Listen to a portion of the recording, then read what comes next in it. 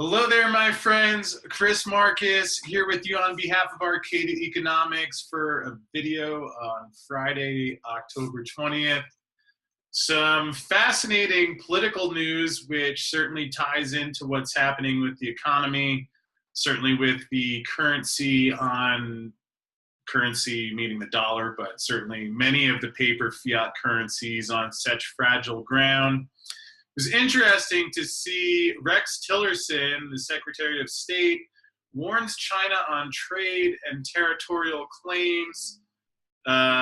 Here's the first paragraph. Secretary of State Rex Tillerson warned China that the U.S. has an arsenal of economic weapons to force Beijing to address trade imbalances and a continuing territorial dispute. During a 35 interview, Mr. Tillerson said, "We can do this one of two ways.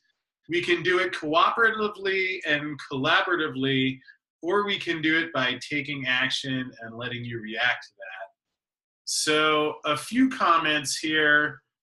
Again, Rex sure looks like a warm and fuzzy guy. I'd love to meet him someday.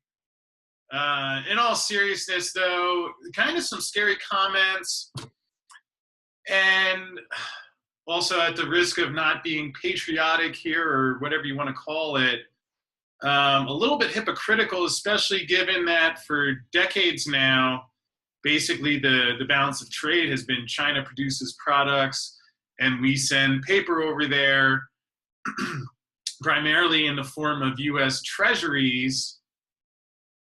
And again, always accusing the Chinese of being currency manipulators when, what do you think the Fed is? That's blatant manipulation of the currency.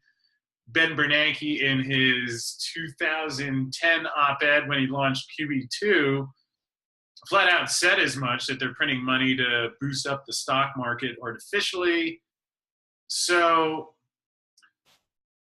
a few ways of looking at this one. On one hand, it just doesn't seem all that wise when, again, the U.S. administrations, and this isn't just Trump, but seem to regularly antagonize the Chinese, saying that they're currency manipulators, and yet it's like antagonizing your biggest customer because they're the one financing a lot of this paper.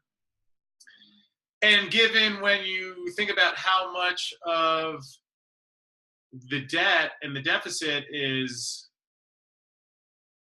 how much the government runs on the ability to print paper, here it is basically, I would call that a threat, where we can do it by taking actions and letting you react to that.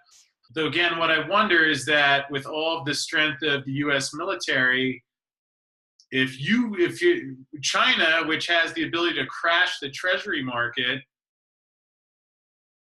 if the treasury market crashes, or if China pulls the plug on the dollar and says, all right, we don't need any more dollars, we'll just go with our gold or yuan or oil, or go with cryptos,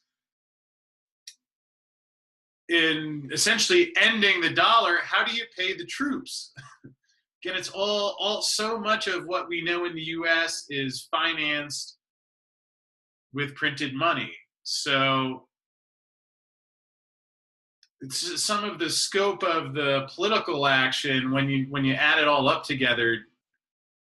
I don't know if you would say it doesn't make sense or is just not well thought out. Again, I don't have all the information that Rex here has, but certainly a little bit concerning to see that in those dynamics, to hear comments like this.